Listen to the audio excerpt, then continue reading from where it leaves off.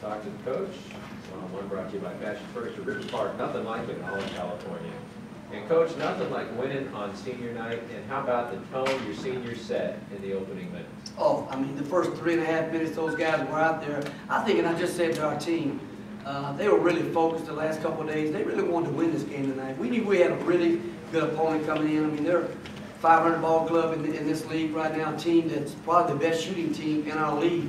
You know, we hold those guys 27%. I mean, that's a heck of a job in terms of our defensive effort. But our guys really wanted to win this game tonight, and I think our seniors came out and set a good tone for us to start the ball game. They did it, and that lasted. And you've been talking to them down the stretch about urgency. The guys have that sand falling out of the hourglass and not many games left.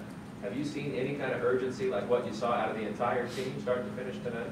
We have. I tell you what, we had the same kind of urgency, to be honest with you, at Colorado State. You know, we played a team, I think, that'll play a while in March, you know, in Colorado State on their home court. We play those guys, I mean, pretty much toe-to-toe, given the last 5 minutes of that ball game over there.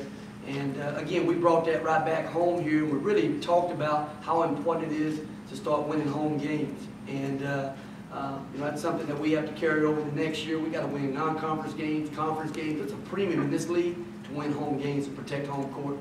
You seem to have a little extra yourself tonight too. You're always pretty animated, but you were getting up a little higher with some of the calls. And it's the end of the game, final minute. You're up by 15, and you're going crazy on the whiteboard trying to get Brad Ely a shot. How exciting was it to have Brad play the role that he did tonight with all these guys? Brad's been awesome. I tell you what, you know, from the time that we discovered Brad over in the rec center, when we needed some bodies, Brad has been an unbelievable addition to our program. Just the effort that he brings every day, the kind of student athlete that he is in terms of he's going to be a very successful guy off the court. He's very serious about his academics, but his effort that he brings every day, you know what you're going to get from Brad every single day. He never complains. He's a great teammate, and just happy for him. And you know, we want to see if we can put him in the books a little bit as well on his way out. Last question for me, and we'll throw the mic around. The guy next to you, Tyler Johnson. If he plays the way he did tonight, how much are you guys capable of moving forward? Well, we talked last night about being a self-made player. Tyler Johnson is making himself into a possible all-conference guy a year from now if he continues to work the way he's worked this year and play the way he's played to this point. We used the example last night. We try to learn a lot from our opponents that we're playing. We played a very veteran team. Guys have been through some battles. Lyons, one of the top scorers in this league. Self-made guy. And a lot of people know Lyons from Texas. And you know, he's been a guy who's emerged over the last couple of years to be a really good player in this league. But I guarantee you put a lot of time into the gym. Not just time with the coaches, time on his own to be that level player. Tyler Johnson's working hard, and I think it's a lesson for all our guys. If you really want to be good at this, you're going to have to put time in. I mean, the extra time to be good in this league. We'll go to BJ Antiola from the Fresno Bee. Coach, with this win, there's a good chance you guys avoid that play-in game. How important was that?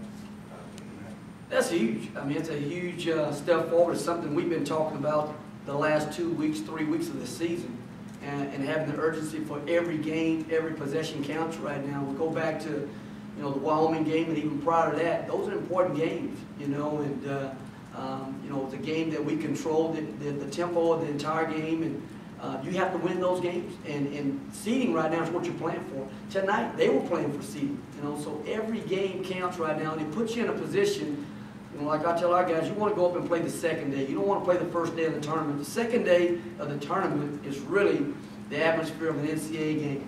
You play at any venue in the country, you're going to have that type of atmosphere the second day of a conference tournament. That's where you want to be, and that's what we were playing for, and our guys understood the urgency of that tonight.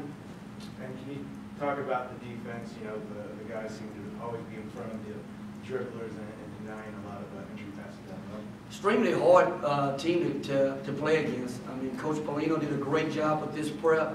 You know, my assistant coaches do a great job with preparations, period. All three guys do a great job, you know, for preparation with our guys. But tonight, in particular, we did a great job of staying in front of the basketball. We took away some of the transition baskets. They really hurt us in transition up there at their place. We were able to eliminate some of those.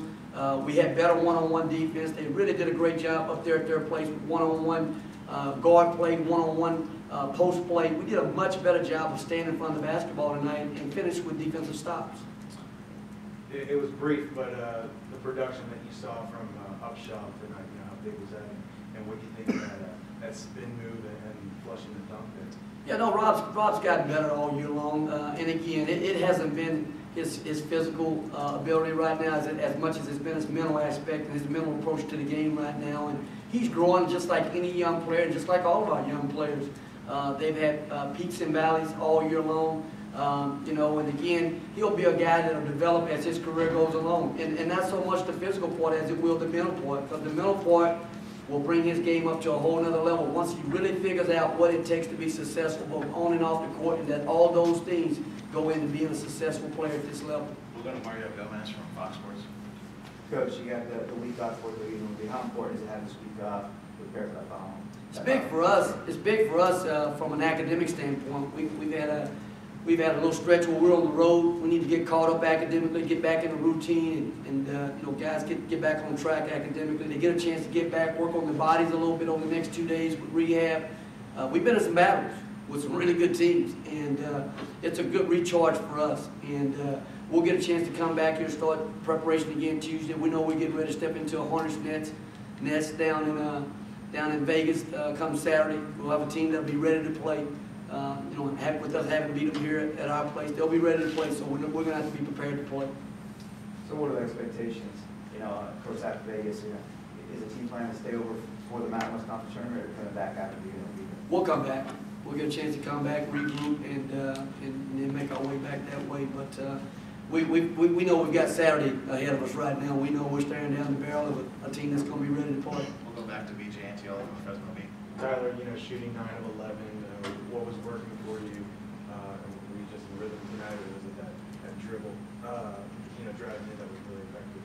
Well, I mean, I got to the basket early, and getting a few shots at the rim kind of helped me settle in. Had a tough night up at Colorado State, you know, kind of foul trouble, and I just wanted to come out and be aggressive. But I mean, my teammates did a great job executing from the get-go, and that kind of set up me to be able to get some of the shots I did. And can you talk about the importance of avoiding that play-in game that you guys likely did by winning tonight? I mean, it's huge. I mean, playing 3 games to try and get to the NCAA tournament, as opposed to playing 4.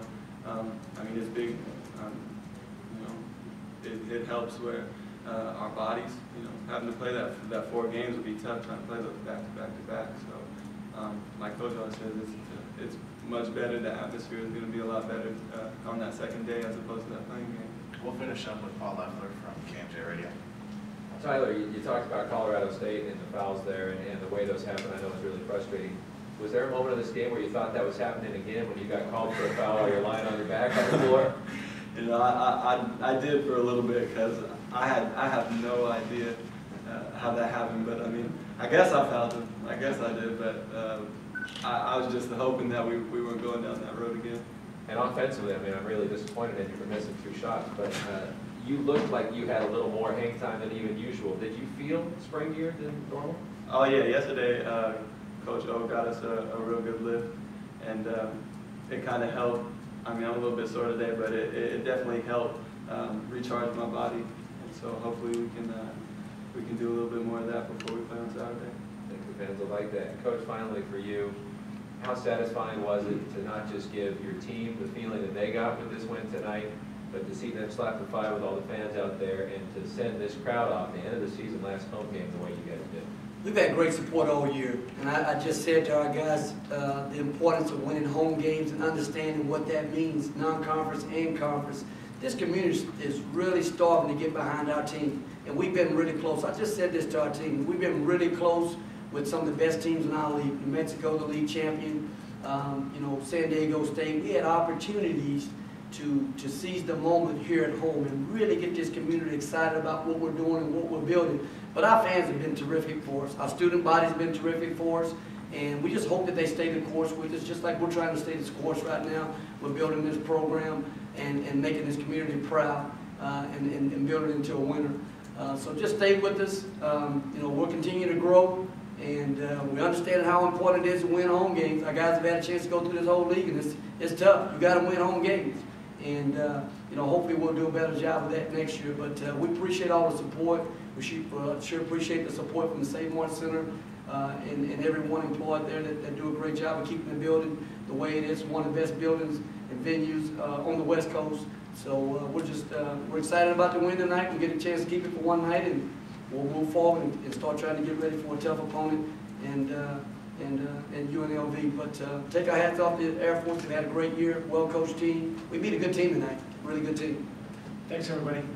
All right, Coach Rodney Terry and Tyler Johnson after a 56-41 Bulldog victory over Air Force. Tyler Johnson.